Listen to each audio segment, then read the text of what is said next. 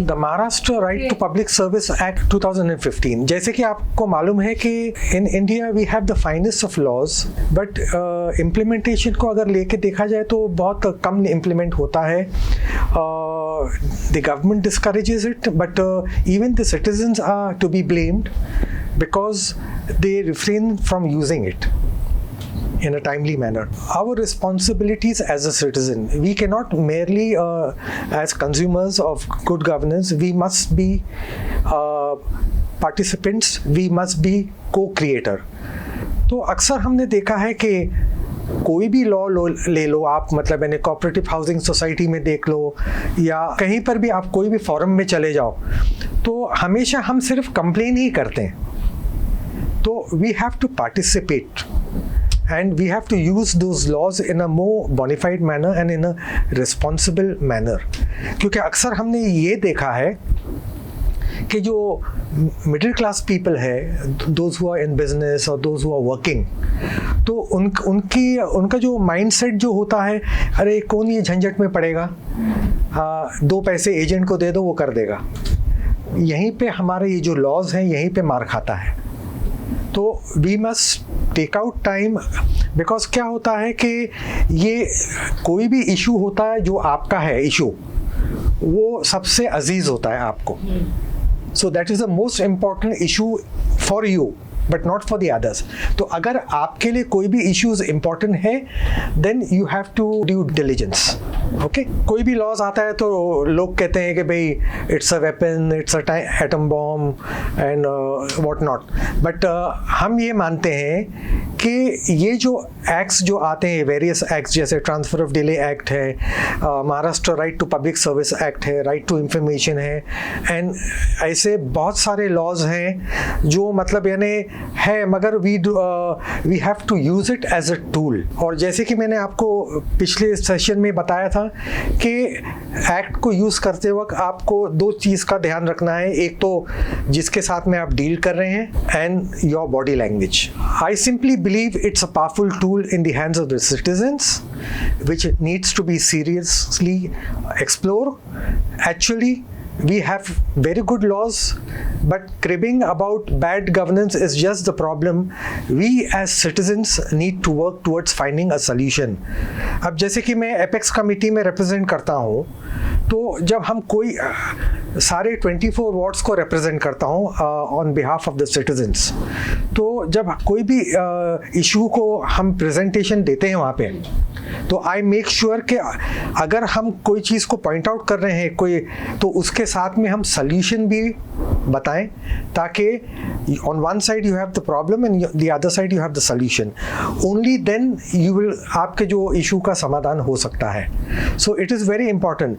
Fact is there is very little awareness and also the act is grossly unutilised. तो laws तो हैं, मगर जब तक हम पानी में कूदी नहीं मारेंगे तो तैरना कैसे सीखेंगे. We are bound to make mistakes but we can always learn from them. तो जैसे जैसे कि हम RT एप्लीकेशन करते हैं, ये एप्लीकेशन करते हैं, there are going to be some shortcomings, but then we will overcome those shortcomings in due course of time. Maharashtra right to public service act जो है, इसका ऑर्गेनाइजेशनल स्ट्रक्चर जो है, on top is the state chief commissioner है for right to services, और उनके under there are 6 divisions.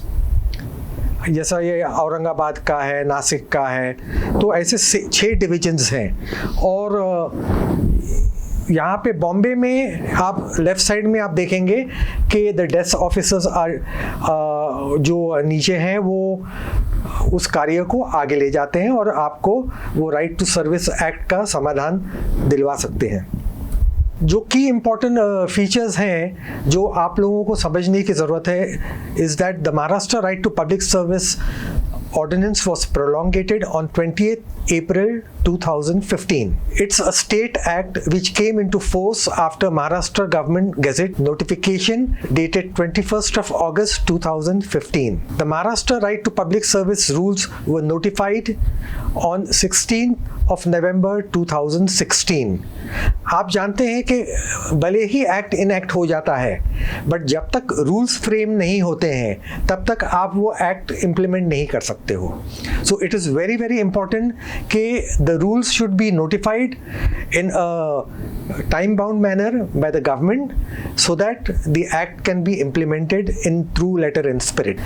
This act shall apply to all public authorities which provide public services to citizens eligible and including legal persons. जैसे कि आप लोग हैं, you are मतलब यानी you are going to be future advocates, तो आप लोग भी यूज़ कर सकते हैं. जैसे राइट टू इंफॉर्मेशन ने जब शुरू में एडवोकेट्स जब एप्लीकेंट के साथ में स्टेट इंफॉर्मेशन कमीशन में जाते थे तो उनको मना कर दिया जाता था कि भाई advocates are not allowed, but यहाँ पे ऐसा नहीं है. Even citizens as well as legal profession people can also apply for this particular thing under this particular act. As per the provision of any law, rule, notification, government resolutions and any other instruments. It's a very comprehensive law mandated to provide transparency, efficient and timely public services to the citizen. At the same time, bring transparency and accountability in all government departments, agencies as well as public authorities. तो यहाँ पे क्या ये particular act जो है, it is applicable to all public authorities. इसके अगर contrast में देखें तो प्रिवेंशन ऑफ डिले एक्ट जो है, it also applies to public authorities excluding the municipal corporation. The main objective of this act is to provide time bound services to all citizens. तो जैसे कि सिटीजन चार्टर है वैसा ये इनको वो बोर्ड डिस्प्ले करना पड़ता है in every office. Every public authority has to mandatorily put up the board where name of the PIO is there, the designated officer's name is there, appellate authority का नाम है, first second appellate authority का नाम है, वो सारे mention करने हैं. उसके अलावा जो सर्विसेज वो नोटिफाई कर रहे हैं वो सर्विसेज कौन से हैं उसको वो डिस्प्ले बोर्ड में मेंशन करना है. उनको time period, time bound period कितना होगा उसका बताना है, उसकी फीस कितनी होगी वो उनको बताना है, and what are the appeal process वो उनको मेंशन करना है. Under this particular law, there are various definitions given to different officials, like the State Commissioner for Right to Information. वो एक है. Then the commission is there, means the commissioner, the Maharashtra State Commission for Right to Public Service Act constituted under subsection 1 of section 13. If we talk about subsection C of section 2, it talks about the competent authority, which means the disciplinary authority or the controlling officer as the case may be. तो यहाँ पे मतलब कैसा है, competent authority जो disciplinary action ले under the service applicable service conduct rules के हिसाब से. Then if we talk about section 2 and subsection E, it talks about designated officer. तो जो आपका सबसे पहला पड़ाव होगा जहाँ पे आपका एप्लीकेशन जाएगा, it is going to be the designated officer. So that is the first step of any complaint or any services that you want the citizen want to avail. If we talk about subsection F section of section 2, it is the divisional commissioners. अब कैसा है कि जैसे कि मैंने आपको बताया उनका जो स्ट्रक्चर है, there are 6 divisional commissioners appointed for different cities. तो अगर वहाँ के अगर आपका कोई एप्लीकेशन है वहाँ का, तो डेजिग्नेटेड डिविजनल कमिश्नर्स के पास वो एप्लीकेशन जाएगा या कंप्लेन जाएगा. Public authorities covered under right to public service act, section J, subsection J of section 2 is the local authority, which means any authority, municipal corporation, municipal council, nagar panchayat, industrial town planning authorities, zilla parishad, Panchayat Samiti and Village Panchayat and other local self-government constituted by law, and also it includes development authorities or other statutory or non-statutory bodies.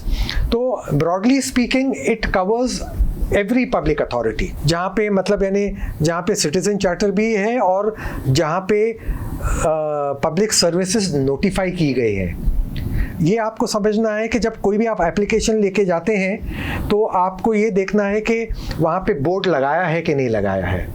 हमने right to information के माध्यम से हम वो use करके हमने कई जगह ये बोर्ड को स्थापित करवाया है। If you talk about section 2L C1 and 2 public authority, जैसे कि मैंने आपको बताया है, an institution, cooperative society, government company और एनी अथॉरिटी ओन, कंट्रोल्ड और finance by the state government. There are certain NGOs हैं जो मतलब इन्हें सब्सटेंशियली फाइनेंस होते हैं बाय द गवर्नमेंट, तो ये उनको भी अप्लाई किया जाएगा। If you talk about section 3 subsection 1, it states that public authority within 3 months from commencement of the act thereafter from time to time notify the services rendered by it along with the designated officer first and second appellate authority and stipulated time limits।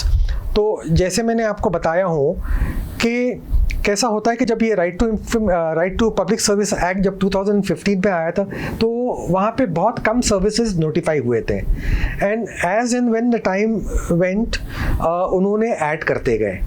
तो add करते गए तो it becomes mandatory on the part of the public authority कि आप जो services को add करते हैं, नोटिफाई करते हैं, तो it should reflect on the notice board के एडिशनल जो सर्विसेज जो उन्होंने ऐड इंक्लूड किया हुआ है।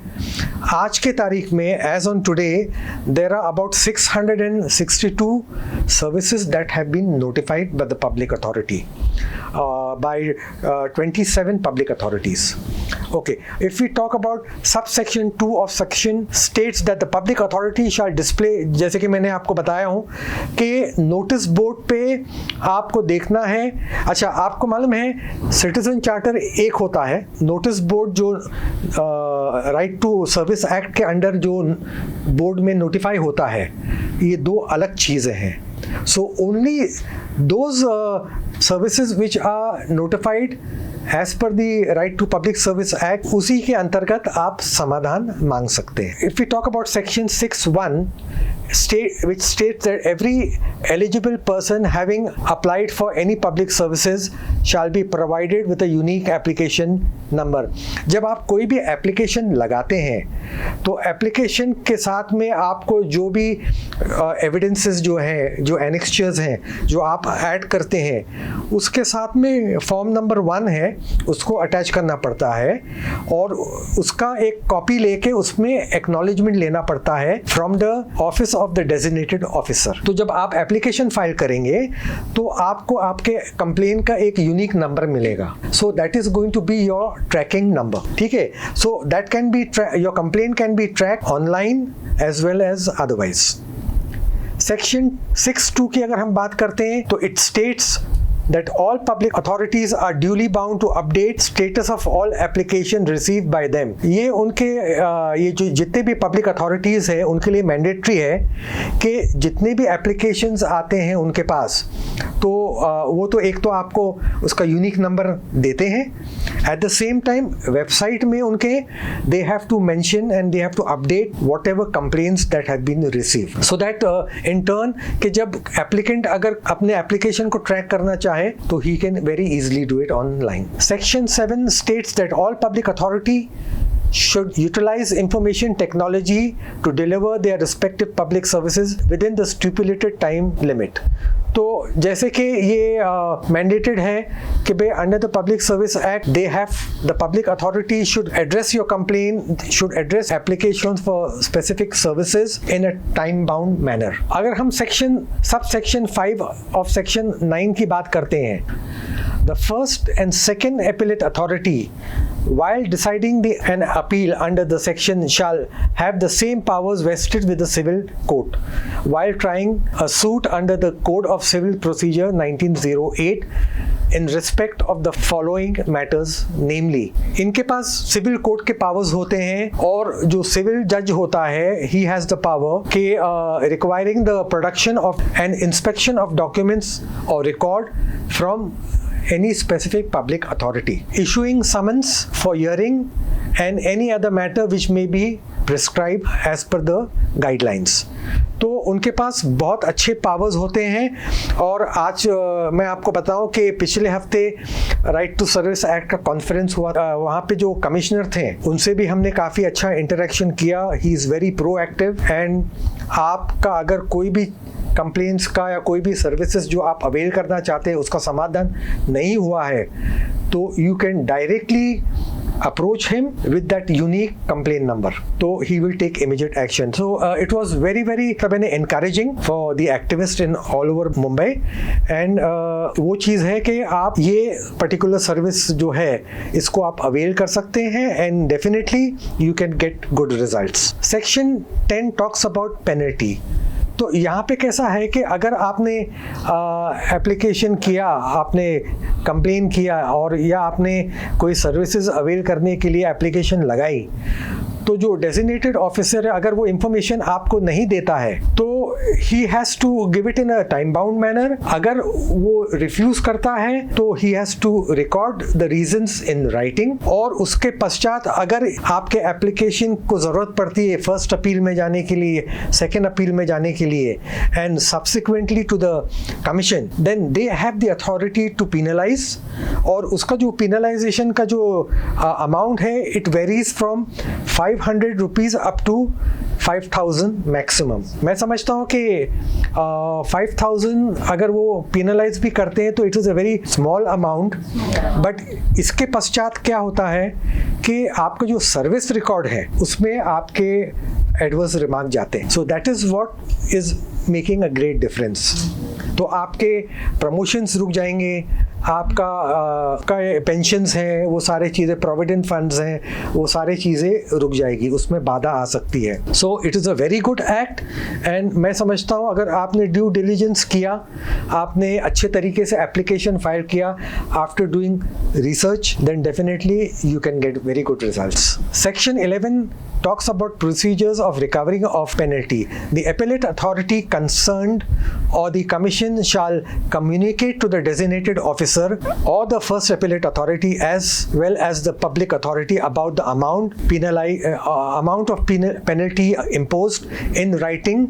The designated officer or the first appellate authority, as the case may be, shall pay the amount of penalty within a period of 30 days. उसके लिए उन्होंने सीमा रखी है 30 डेज का कि जब आपको नोटिस आता है कि आपको पेनल्टी भरनी है डेजिग्नेटेड ऑफिसर को, तो 30 डेज के अंदर उसको पेनल्टी अपना उसको अदा करनी चाहिए। And shall pay the amount of penalty within the period of 30 days from the date of receipt of such communication, failing which the competent authority shall recover the amount of penalty from the salary of the concern DO, designated officer or the first appellate authority as the case may be. Okay, section 12 talks about fixing of responsibility on the designated officer for repeated failure. कैसा होता है कि once the competent authority is convinced that the alleged allegation on the part of the designated officer comprising of not rendering services or denying in giving the same or failing to comply with the orders of the appellate authority, he shall issue a show cause notice. तो show cause notice में कैसा होता है कि जब वो show cause notice issue करते हैं तो they give a hearing जहाँ पे द DO है, डेजिग्नेटेड ऑफिसर है या फर्स्ट एपेलेट अथॉरिटी है, उनको अपने पक्ष को रखने का एक मौका दिया जाता है और उनको वो हियरिंग में सुनने के बाद अगर फिर भी उनको लगता है कि भाई इन्होंने मैलिफाइडली डिनाई किया है सर्विसेज और रिफ्यूज़ किया है तो then there will be a departmental inquiry against them and penalty तो फिर उनको तो भरनी है. Section 13 to Section 16 talks about Public Service Commission. The Maharashtra Right to Public Service Commission is to be set up to handle cases of default, failure in providing public services, terms of office, salary of the commissioner, age, pension, retirement benefits, removal of chief commissioner, commissioners, power and function of commission, etc. तो this is the ये एक मतलब यानी government part है जो आप applicant को इतना अप्लाई नहीं होता है, बट कमीशन का ये दायित्व है कि ये चीज़ का वो इनके परव्यू में आता है. सेक्शन 19 सब सेक्शन 1 की अगर हम बात करते हैं तो the commission shell at the end of each year prepare a report of its working. तो ये क्या होता है, स्टेट गवर्नमेंट को मतलब उनको जैसा हम आप समझ लीजिए रिटर्न फाइल करते हैं इनकम टैक्स को लेके at the end of the financial year, या कोई भी डिपार्टमेंट है वो ऑडिट करती है तो वो ऑडिट रिपोर्ट जो है वो उनको स्टेट गवर्नमेंट को सबमिट करना पड़ता है. सेक्शन 20 सब सेक्शन 5 की बात अगर हम करें तो efficient designated officer to be rewarded with a cash payment and certificate. तो यहाँ पे ये प्रावधान दिया गया है कि अगर कोई ऑफिसर डेजिग्नेटेड ऑफिसर अगर अच्छा काम करता है, अगर वो सर्विसेज सिटीजन को टाइम बाउंड पीरियड में उपलब्ध करवाता है तो अंडर दिस सर्कमस्टेंसेस उनको रिवॉर्ड भी दिया जाता है by way of cash and even they are given a certificate. तो ये क्या हो जाता है, such a step will encourage the designated officer और अदर पब्लिक सर्विस ऑफिसर्स कि वो ज़्यादा से ज़्यादा इस एक्ट को अप्लाई करें और अप्लाई करके लोगों को इसका समाधान दें इन अ टाइम बाउंड मैनर. सो ये एफिशिएंसी डिसाइड कौन करता है? ये एफिशिएंसी जो डिसाइड करता है आपका उनका, देखिए जैसा हर जो पब्लिक सर्विसेज नोटिफाइड है तो नोटिफाइड है तो उसमें सर्विसेज के बाजू में टाइम पीरियड भी दिया जाता है. तो ही इज़ ड्यूटी बाउंड कि वो टाइम पीरियड में वो आपको सर्विसेज उपलब्ध करवाएं, और अगर वो नहीं करवाते हैं then you have the further process कि आप फर्स्ट अपील में जाएं, सेकेंड अपील में जाएं, then you approach the commission. तो all those things are there. तो अगर ये सारे चीज़ों को देख के अगर डेजिग्नेटेड ऑफिसर अगर अच्छा काम कर रहा है और सिटीजन्स को टाइम बाउंड पीरियड में सर्विसेज उपलब्ध करवा रहा है तो I think so he should be. Annually होता है. तो क्या है कि उनको भी एक प्रोत्साहन मिलेगी, उनको एक encouragement मिलेगा to do better. You know, okay. Section 23 talks about provision for action against those DO providing false or wrong information.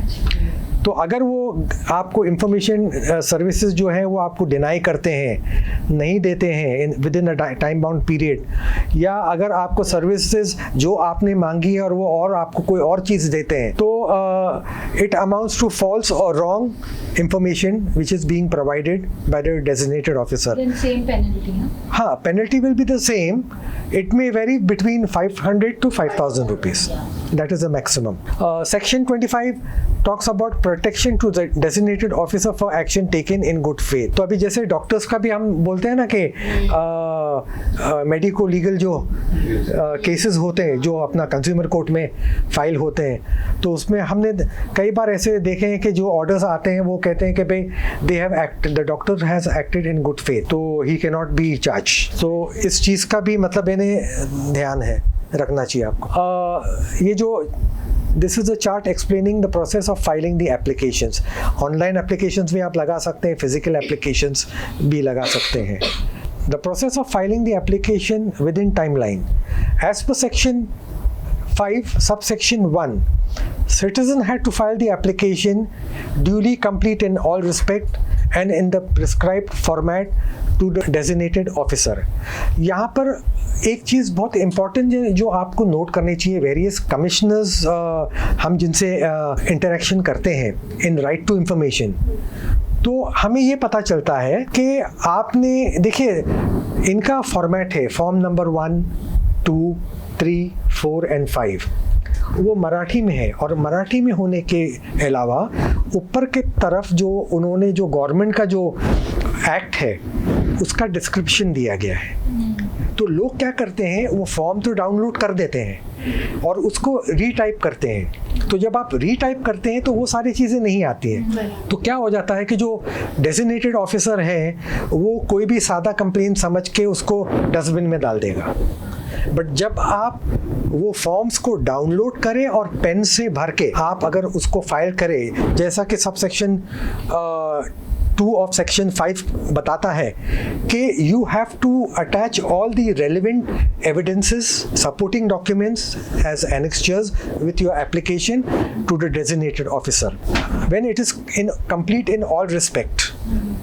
समझे? और फिर वो फॉर्म नंबर 1 है, उसी के ऊपर आप कॉपी में आप एक्नॉलेजमेंट ले सकते हैं with the unique complaint numbers. The citizen has to file the application duly complete in all respect, also in the prescribed format, जैसे कि मैंने आपको बताया, to the designated officer appointed by each department of the public authority to provide services as mandated under the said act. तो कैसा है कि for example अगर हम दें कि बीएमसी, तो बीएमसी में आपका मेंटेनेंस डिपार्टमेंट है, आपका हॉर्टिकल्चर डिपार्टमेंट है, आपका एनवायरमेंटल डिपार्टमेंट है, तो there are so many other department.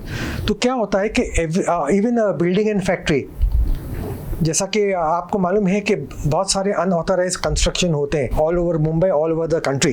तो बीएमसी में बिल्डिंग प्रपोजल है या बिल्डिंग एंड फैक्ट्री डिपार्टमेंट है जो लोकल वार्ड लेवल पे है, तो हर ये पर्टिकुलर डिपार्टमेंट में designated officer have been appointed. ऐसा नहीं है कि एक ही designated officer for the entire public authority, no, every department has a designated officer, the DO, to address your complaint, your application for the specific services that you want to avail. So the DO is duty bound to provide the notified services or reject the same by recording reasons.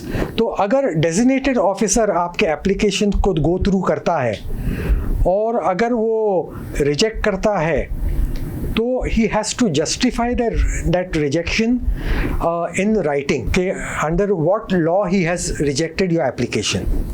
So that is very important.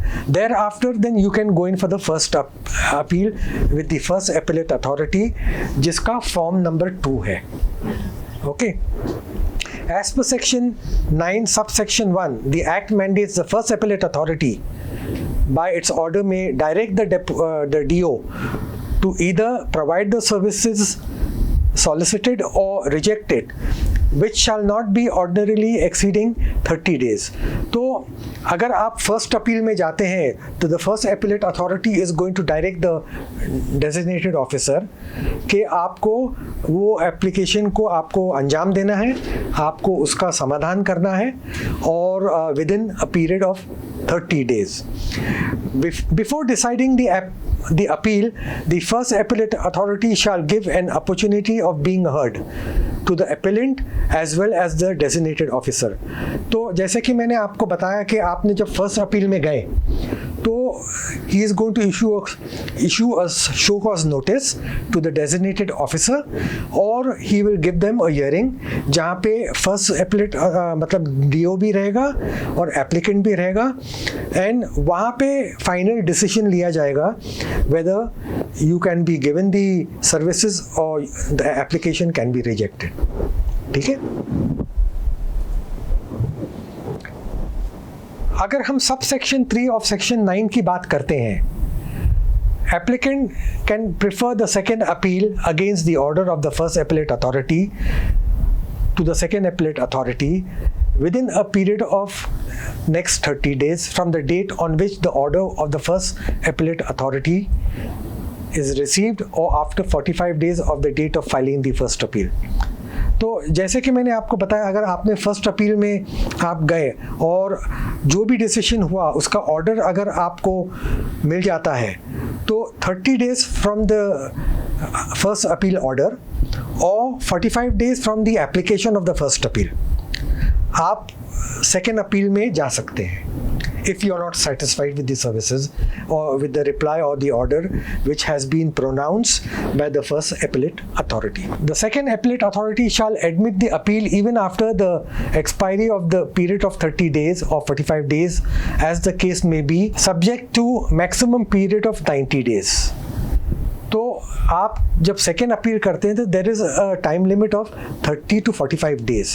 अगर आप किसी वजह से application second appeal file नहीं कर पाते हैं तो it is they have got a discretionary power के to accept the application within next 90 days.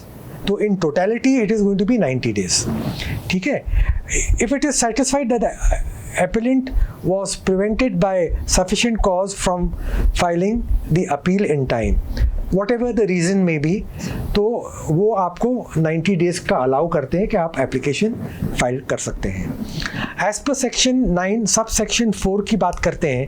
The second appellate authority by its order में direct the designated officer DO to either provide the services solicited or reject it after recording reasons. ये तो जैसा कि हम शुरू से कहते आ रहे हैं कि अगर किसी वजह से भी अगर वो रिजेक्शन करते हैं तो they have to give you in writing के the reason why they have rejected your application for the particular service, which should ordinarily be exceed 45 days from the date of filing the second appeal. Also, before deciding the appeal, the first appellate authority shall opportunity to be heard. तो जैसे कि first appellate authority है, designated officer है, उनको hearing में बुलाया जाता है ताकि वो अपना पक्ष रखें और पक्ष रखने के पश्चात द कमीशन विल डिसाइड कि whether they are justifying the rejection और नॉट. अगर जस्टिफाई नहीं कर पाए वो देन उनको पेनल्टी भी लग सकती है और उनको ये डायरेक्शन दिया जा सकता है to provide the services within a particular time period. ये right to public service act जो है उसका ये बोर्ड है. हमने कई जगह इसको RTI के थ्रू लागू करवाया है, आप समझे.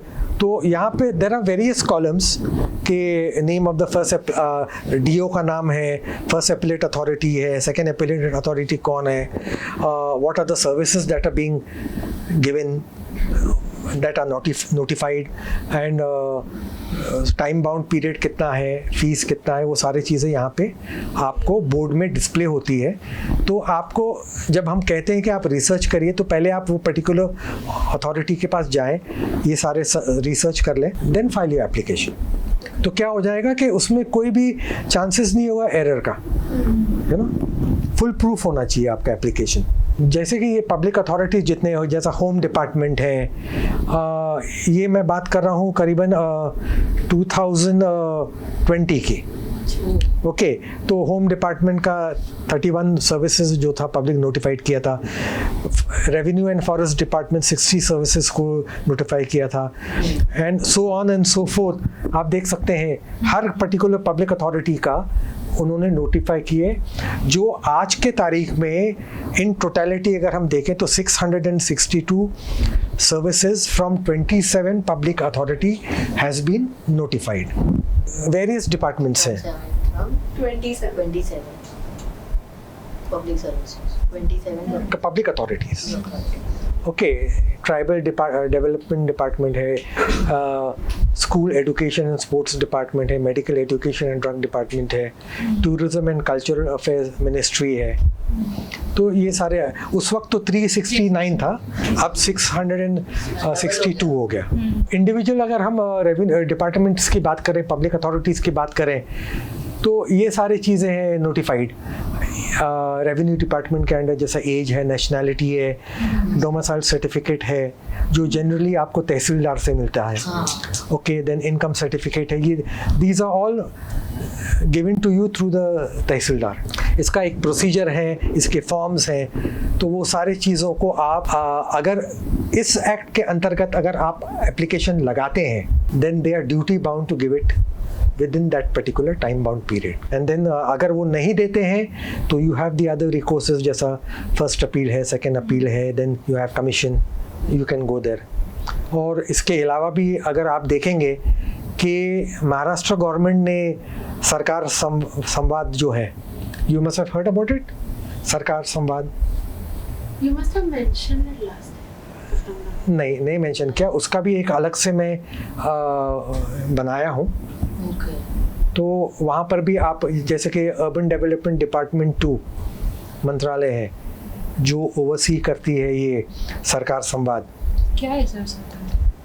इट इज़ मतलब क्या है कि अगर वो टाइम बाउंड पीरियड में अगर आपको इंफॉर्मेशन या सर्विसेज अप्लाई, अगर वो जो आपने अप्लाई किया वो नहीं देते हैं तो आप वहाँ पे कंप्लेन कर सकते हैं। अच्छा। तो सब में हमेशा मोस्टली अगर डोमिसाइल सर्टिफिकेट जैसे देखा ऑनलाइन अगर हम लोग फाइल करते हैं वो ऑलमोस्ट हमेशा रिजेक्ट हो जाता है, और फिजिकली जाएंगे तो बाहर वो एजिंग सब रहता है। हाँ वो लोग हमेशा 3000 4000 वो सब लेते हैं, एंड हमारा होता है। यस तो क्या हो जाता है कि एक्चुअली वो हमारे सिटीजन्स लोग की लेजीनेस है कि वो सही ड्यू डिलिजेंस नहीं करते हैं। जैसे कि मैंने आपको बताया, कोई भी एप्लीकेशन हो, कोई भी कंप्लेंट्स हो, anything to deal with the government authorities, आपको ये देखना है कि आपको अपना रिसर्च जो है कंप्लीट करना है, सारे मालूमात ले लो and then finally start drafting the application and then submit it. तो आप ड्यू डिलिजेंस नहीं करेंगे तो वो आपको कहीं ना कहीं कोई ना कोई बहाने से आपको रिजेक्ट कर देंगे, so that you go there to the agents. आपको ऐसा नहीं करना है। तो आप देखेंगे डोमिसाइल सर्टिफिकेट के लिए भी आपको करीबन 10 साल या 15 साल का आपको इलेक्ट्रिसिटी बिल आपको बताना पड़ता है कि भाई you have been a resident of Maharashtra for 10 or 15 years। 7 years? नहीं 15। नहीं 15, 10 to 15 years है। तो अभी पता नहीं, बिकॉज एवरी टाइम वो कभी कभार चेंज करते रहते हैं ना रूल्स। तो हमने जब किया था तो 15 इयर्स का था, तो आपको 15 साल का आपको ये दिखाना है कि you are a bona fide citizen of Maharashtra government. तो वो सारी चीज़ें, तो आपको कौन से एप्लीकेशंस लगाना है, उसके कौन से एफिडेविट आपको फाइल करनी है, वो एफिडेविट भी आप उसमें अटैच करके एंड या तो उसको स्कैन करके आप फाइल कर सकते हैं। अगर वो इन्फॉर्मेशन नहीं है तो 15 years का नहीं है तो then you will not be eligible. हाँ, you have to give. You have to give. नहीं, when I also applied now. इसीलिए देखिए कैसा होता है First to कि मार्कशीट्स रखते हैं, बिल थोड़ी ना रखते हैं, इलेक्ट्रिसिटी बिल। नहीं देखिए कैसा होता है कि अगर आपके पास समझो इलेक्ट्रिसिटी के बिल नहीं है, ओके, तो आप इलेक्ट्रिसिटी डिपार्टमेंट जाइए, कंज्यूमर नंबर दीजिए, और कंज्यूमर नंबर दे के वो आपको 15 साल का आपके डैडी के नाम पे होगा या आपकी मम्मी के नाम पे होगा। नहीं पूछते हैं। I did after 12. They just ask for 3-4 years of electricity bill. Okay. Aadhaar card and all that is needed. हाँ. As students, we are asked from first standard to 12th. So you see what happens is the criteria keeps on changing from time to time। इसीलिए आप जब research करेंगे तो आपको सब मालूम पड़ेगा कि भाई आप उनके पास डोमिसाइल के लिए एक पर्टिकुलर एफिडेविट का फॉर्मेट है। तो आपको जाके पहले पता करना है कि भाई कितने हाउ मेनी रुपीस के स्टैम्प पेपर पे आपको वो बनाना है, उसका फॉर्मेट क्या है। They only provide the form. You हाँ, have to fill. Yeah. No, so then you can approach a notary और you can approach वो जो आपको मालूम है हर कोर्ट में क्लर्क बैठे हुए रहते हैं, टाइपिस्ट बैठे हुए रहते हैं। आप उनको अप्रोच कर सकते हैं कि ये फॉर्मेट है, ये फॉर्मेट में आप बना दो, उसको आप नोटराइज कर दो, और नोटराइज करने के बाद आप सबमिट कर दो, स्कैन करके कर दो या फिजिकली कर दो। Okay, so all these things are there. अगर आप अपने सरकार में जाएंगे और अंडर राइट टू सर्विसेज में जाएंगे, वो जो लिंक है, तो these are the services that you can avail. और मैं आपको बताऊं, ये जो कॉन्फ्रेंस लास्ट वीक जो हुआ था, हमारे सामने कमिश्नर ने एक एप्लीकेशन किसी कैंडिडेट का वहीं पे अपलोड किया, और by the time the conference was over, he got the certificate. So it is a very effective act, or citizens should use it for a bona fide purpose and with responsibility. तो आप क्या है कि आप सोचते हैं, बहुत सारे मिडिल क्लास पीपल सोचते हैं कि भाई पैसे दे दें एजेंट को तो वो कर देगा, वो आपको दौड़ाएगा और आपका काम डिले होगा। यहाँ पे आप सारी चीज़ें समझ लीजिए, what are the criteria for application, सारी चीज़ें जुटाकर, and then finally you file it, and definitely within the prescribed time bound period, you will get the services which you have want to avail. Then rural development department की अगर हम बात करते हैं तो इसमें BMC आ जाता है कि बर्थ सर्टिफिकेट है, डेथ सर्टिफिकेट है, पॉवर्टी लाइन सर्टिफिकेट है, बिलो पॉवर्टी लाइन सर्टिफिकेट है, लिविंग सर्टिफिकेट है, रजिस्ट्रेशन ऑफ मैरिज है, वो सर्टिफिकेट है, ये सारी चीज़ है। कोऑपरेटिव हाउसिंग सोसाइटी का जो है, जो डेप्यूटी रजिस्ट्रार है, it comes under the corporation marketing and textile department मंत्रालय। तो उनके अंडर ये आता है, डीम कन्वेंस का आता है, बाय लॉ अमेंडमेंट का आता है डेप्यूटी रजिस्ट्रार के पास। देन सोसाइटी नेम रजिस्ट्रेशन भी डेप्यूटी रजिस्ट्रार के अंडर आता है, वहाँ पे आप एप्लीकेशन लगा सकते हैं। होम ट्रांसपोर्ट डिपार्टमेंट जो है, उनमें आपका डुप्लीकेट ड्राइविंग लाइसेंस है, परमानेंट ड्राइविंग लाइसेंस है, लर्नर्स लाइसेंस है, डुप्लीकेट रजिस्ट्रेशन सर्टिफिकेट है, driving licence, renewal of driving licences है, all this services and may be they may be few additions that they must have done as on today. तो वो सारी चीज़ें आपको check करना है कि whether it has been notified and whether it reflects in the board put up by the respective public authority. Urban development department में भी वो जो BMC का ये सारी चीज़ें आती हैं, प्रॉपर्टी एक्सट्रैक्ट ये सब, death certificate, birth certificate and all that. Agriculture department में ये सारे चीज़ें हैं जो नोटिफाइड है, ये मांग सकते हैं आप समझे। एंड फाइनली अगर हम देखें तो ये सारे सर्विसेज जो हैं, आपने सरकार जो है पोर्टल, उसमें आप जाके कर सकते हैं। आपने सरकार के पोर्टल में जाके RTS का अलग से लिंक दिया गया है, वहाँ पे आपको कौन से अथॉरिटी से आपको कौन से सर्विसेज अवेल करने हैं। It is very simple, not like right to information, जो मैं हमेशा कहता हूँ कि भाई ऑनलाइन थोड़ा डिस्करेज करता हूँ मैं, बट RTS को अगर हम देखें तो अगर आप ऑनलाइन जाते हैं, आप एप्लीकेशन लगाते हैं with all the documents complete in all respect, then definitely आपको बहुत जल्दी, आपको समय से पहले ही आपको इंफॉर्मेशन मिल जाएगी। और अगर इंफॉर्मेशन यहाँ पर एप्लीकेशन लगाने के बाद नहीं मिलती है, then you can always follow the process of the first and second appeal and then finally the commission. ये देखिए, ये जो फॉर्म्स हैं, जैसे कि आप देखेंगे फॉर्म नंबर 1, ये आपको एप्लीकेशन के साथ में लगाना है, फिल करना है, और ये एक्नॉलेजमेंट है जो वो आपको देंगे। आपको डेजिग्नेटेड ऑफिसर का नाम लिखना है, उसका एड्रेस लिखना है, आपका नाम लिखना है, जो एप्लीकेशन डेट लिखना है, और यहाँ पे जो भी मतलब एप्लीकेशन डिटेल्स है वो सारे चीज़ें आपको भरनी है। And they will give you the acknowledgement with the official seal and signature, और वो यूनिक नंबर आपके जो एप्लीकेशन है जिसको आप ऑनलाइन ट्रैक कर सकते हैं, वो आपको वो उपलब्ध कराएंगे सो that you can track your application. ये फॉर्म नंबर 1 है। इसके साथ में आपको सारे डॉक्यूमेंट्स अप्लाई कर अपना अटैच करने हैं एज एनेक्स्चर्स। मेक नोट कि कोई भी चीज़ छूट नहीं जाए, और it should be complete in all respect. This is the application form for the first appeal to the first appellate authority. तो यहाँ पर भी आप, यहाँ पे आपका acknowledgement receipt का जो कॉपी है, आपका एप्लीकेशन का है, आपके जो भी एनेक्स्चर्स हैं, वो सारे चीज़ पूरे सेट का आपको इस फॉर्म के साथ में लगा के आपको फर्स्ट अपील फाइल करनी है।